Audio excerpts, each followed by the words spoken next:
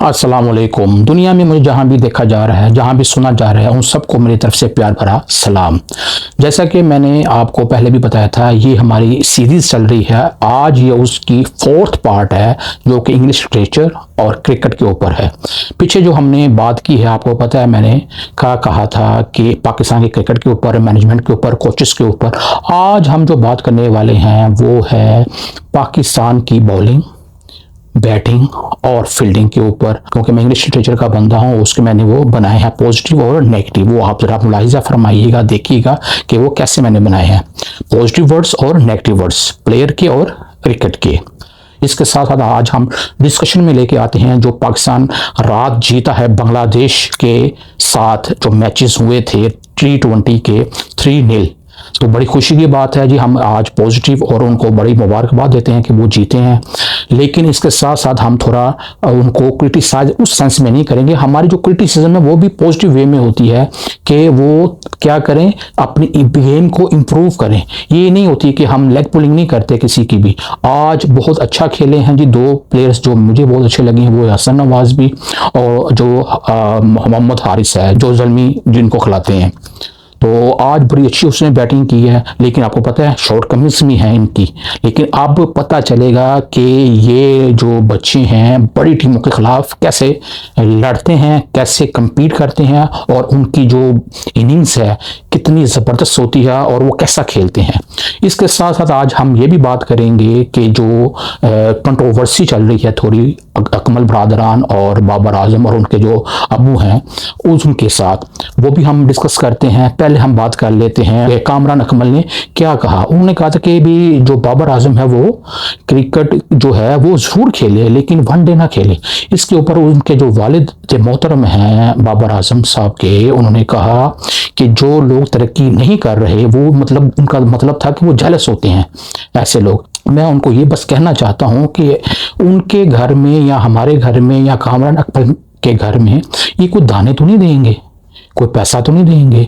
वो कितने सालों से वो टीवी में बैठ के एनालाइज कर रहा है क्रिकेट को, वो बस यही कहना चाह रहा है। मैं उसका कुछ साथ ही दे रहा हूँ, उसके ऊपर भी मैं बात करूंगा, उमर अकमल के ऊपर भी बात करूंगा कि उनका क्या प्रॉब्लम है, क्या मसला है। हम किसी के साथ नहीं है, हम क्रिकेट के साथ हैं। जो गलत होगा उसको गलत कहेंगे, जो सही होगा और उसको सही कहेंगे।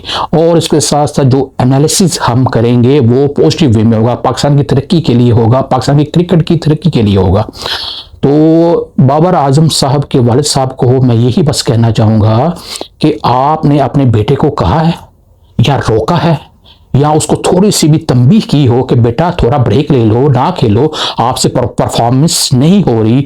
जिस कैलिबर के आप प्लेयर हो, जिस पॉजिटिव वे में आप पहले खेलते थे, इतनी ज़बरदस्त आपकी बैटिंग पहले हुआ करती थी, आपको कंपैरिजन में आपको विराट कोहली के बराबर ला के खड़ा किया गया था पहले। अब वो बात आप में नहीं है। क्या आपने की थी वो बात? अब जरा सी उसने बात की है कि वो सिर्फ वनडे ना खेले, टेस्ट खेले। अब टेस्ट में तो इंप्रूवमेंट होती है ना, एक बंदे की लॉन्ग इनिंग्स खेलता है, वो प्रोलॉन्ग करता है अपनी बारी को, इसमें क्या बुरी बात है? तो आप चुप कर जाएं, आप ना बोलें। आप अपने बेटे को नहीं समझा पा रहे, नहीं कह पा रहे कि बेटा थोड़ा ब्रेक ले ले। क्यों? पता है, क्योंकि पैसे आ रहे हैं, तरक्की हो रही है, क्या हो रहा है, बैंक बैलेंस बन रहा है आपका। इस पर आप नहीं बात करेंगे। क्यों? क्योंकि अपने ऊपर जब बात आती है कोई नहीं बोलता, कोई नहीं कहता। वो सब क्या कहते हैं कि बस आने दो, आने दो।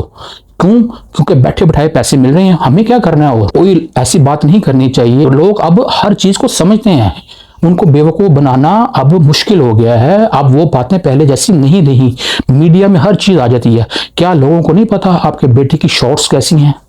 क्या बेटामा वो आउट हो जाता है और उसको लोगों ने, बॉलर्स ने और जो जितनी भी टीमें हैं उसको एनालिसिस कर दिया हुआ कि यार ये इतना बड़ा प्लेयर अब नहीं रहा, इसको यहाँ बॉल करो तो ये आउट हो जाता है। और जब वो अपनी इनिंग्स को थोड़ा बिल्डअप कर भी लेते हैं फिर भी वो एकदम गलत शॉट मार के आउट होता है। क्या आपने नहीं देखा?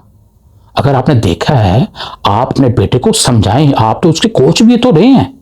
इसी तरह हम बात कर लेते हैं आजम खान के ऊपर। कितने प्यारे उसके अब्बू हैं मोइन खान साहब, मैं उनका बहुत बड़ा मद्दाह हूँ। बड़े ज़बरदस्त उन्होंने 2-3 इनिंग्स खेली हुई हैं, कितनी रनिंग बिटवीन द विकेट्स कितनी आला थी, कितना तेज भागते थे और बड़े ही आला किस्म के विकेट कीपर भी थे। लेकिन बात फिर वो आ जाती है जब वो अबू बने, क्या वो अबू बन के अपने बेटे को ये नहीं समझा पाए, क्या सिलेक्टर्स को नहीं समझा पाए? इसको कहते हैं मोरालिटी, एथिक्स, जो करैक्टर होता है कि नहीं जी इसको टीम में शामिल ना करें। क्यों? क्योंकि ये फिट ही नहीं है, ये तो इतना चब्बी है, इससे तो जरा सी मूवमेंट नहीं होती, ये तो गिर जाता है। बाउंसर के ऊपर खेल सकता है आजम खान? कितना जबरदस्त उसने बाउंसर किया था जोफ्रा आर्चर ने, जिससे खेला नहीं गया था। कहने का मकसद है कि आप जब अब्बू बन जाते हैं तो पैसे जब आते हैं तो आपकी जुबान को क्यों ताले लग जाते हैं? आप क्यों नहीं कह पाते सच को, सच क्यों नहीं कह पाते? तो ये क्या है? आपकी डुप्लिसिटी है और मुनाफकत है। और इसके साथ साथ हम ये भी बात जरूर करेंगे शहनशाह अफरीदी के ऊपर भी और सकलैन मुश्ताक साहब के जो दामाद हैं शादाब खान के ऊपर भी। यही तो बातें हैं जो पाकिस्तान की क्रिकेट को ख़राब कर रही हैं। इसको कहते हैं नेपोटिज्म, कॉन्फ्लिक्ट ऑफ इंटरेस्ट। जिसकी लाठी है उसकी भैंस है। ये नहीं होना चाहिए पाकिस्तान क्रिकेट में, जहाँ दोस्तियाँ यारियाँ। अब आपका जो बाबर आजम थे तो जब उनको कप्तान बने थे तब उन्होंने क्या किया था? शोएब मलिक अच्छा भला परफॉर्म कर रहा था, उसने कहा चलो आप थोड़ा साइड लाइन हो जाए, जब आपकी जरूरत होगी तो हम बुला लेंगे। तो उसके बाद इतना पाकिस्तान हारा, इतना हारा, इसके बाद नहीं। अब आप कंसिस्टेंसी के साथ देखें कि 2 साल हो गए हैं, क्या परफॉर्मेंस बाबर आजम की है, शादाब खान की है, फिर भी वो खेल रहे हैं। इसके साथ साथ शहनशाह अफरीदी की वो फिटनेस है, वो जो पहली तरह का जो लीथल बॉलर होता था अब है नहीं है। तो क्यों तो है ये टीम में? इसी वजह से। क्यों जी? वो किसी के दामाद, किसी के दोस्त, किसी के डैडी, यही तो रह गया हमारे मुसलमानों का, ख़ास तौर पर पाकिस्तान का अलमिया। माइट इज़ राइट रह गया है कि जिसके पास ताकत है वही क्या कर रहा है, दुनिया में तरक्की कर रहा है, और जो टैलेंटेड है वो ज़िंदगी में पीछे रह गए हैं। वीडियो के इस हिस्से में हम बात कर लेते हैं कि हमारे जो क्रिकेटर्स हैं ये बॉलिंग, बैटिंग और फील्डिंग कैसे करते हैं।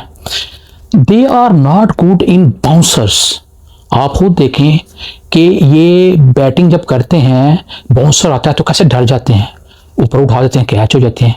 और ये कट और पुल में कैसे हैं, जब ये ऑस्ट्रेलिया जाते हैं या न्यूजीलैंड जाते हैं, उधर जाके ऐसी शॉट्स चाहिए ना कट और पुल की, इनसे लगती है? बिल्कुल नहीं। स्किल ही नहीं है इनकी, और इनको फ्रंट फुट ड्राइव इनसे नहीं लगती जैसे सचिन और बाबर मारते हैं। बाबर हमारे पास एक ही प्रोडक्ट है, और कोई मारता है? आप खुद बताएं, इनसे लगती नहीं है। पुअर इनका स्टेमिना है, पुअर डिफेंस है, पेशेंस नहीं है इनमें, और ये लॉन्ग जो इनिंग्स होती है वो खेल ही नहीं पाते। ज़रा सा ये खेलना चाहते हैं, एकदम आउट हो जाते हैं। क्यों? पुअर डिफेंस है। ज़रा से रोकते हैं, ठक कर कभी एलबीडब्ल्यू हो जाते हैं, कभी पीछे से आउट होते हैं, कभी आगे से आउट होते हैं, कभी स्लिप हो जाती है। मतलब इनकी पुअर डिफेंस है। यार रोकना भी नहीं आता आपको, पहले बल्ला लेके आओ, पैडों पे खा लेते हैं। मतलब इनमें वो एबिलिटी अभी तक नहीं आ रही। और अगर हम बॉलिंग की बात कर लें, इन्होंने सीखी नहीं अभी स्लो वंस। कभी फास्ट बाउंसर्स किए हैं, कभी देखे हैं आपने? यॉर्कर्स देखे हैं आपने? कभी वाइड वंस देखेंगे? ये नई चीज़ आई है कि थोड़ा वाइड करके बॉल कराई जाती है। अगर राइट हैंड खेल रहा है तो लेफ्ट हैंड खेल रहा है उसके वाइड की जाती है, उसको गैप ना मिले, वो स्विंग ना कर पाए अपने बैट को। और जब हम इनसे पूछते हैं कि यार ना आपसे बैटिंग हो रही है ना आपसे बॉलिंग हो रही है, तो यकीन करें ये इतना बड़ा नाक फुला लेते हैं, मुंह फुला लेते हैं कि आपकी हिम्मत कैसे हुई है बात करने की? आपको ज़्यादा क्रिकेट आती है? नहीं सर, आपको ही आती है। इसी वजह से तो ये परफॉर्मेंस है आपकी। आपको ऐसी क्रिकेट मुबारक। और जब इन फील्डिंग की बारी आती है तो अल्लाह की पनाह है। कहा जाता है ना, कैचेस विन द मैचेस। यकीन करें डोली कैचेस आते हैं, डोली कैचेस, आसान बिल्कुल। और इनसे वो भी नहीं होता, ऐसे लगता है इनके हाथों में छेद हो गए हुए हैं।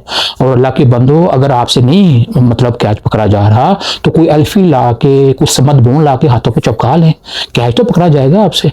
वो भी नहीं पकड़ा जाता। और बाज़ दफ़ा बटेरा इनके हाथ में आ जाता है, एकदम ऐसी छलांग लगाते हैं, कैच पकड़ा जाता है। मतलब कंसिस्टेंसी नहीं है इनको, अपने काम में महारत नहीं है बिल्कुल। इनका जो काम है, इनकी जो भी इनको टास्क दिया जाता है उनमें ये वर्क नहीं करते, हार्ड वर्किंग नहीं करते। क्या करते हैं? हो गया तो हो गया, नहीं तो कोई बात नहीं है। कौन है हमें पूछने वाला? पैसे तो आ जाने हैं बैंक में।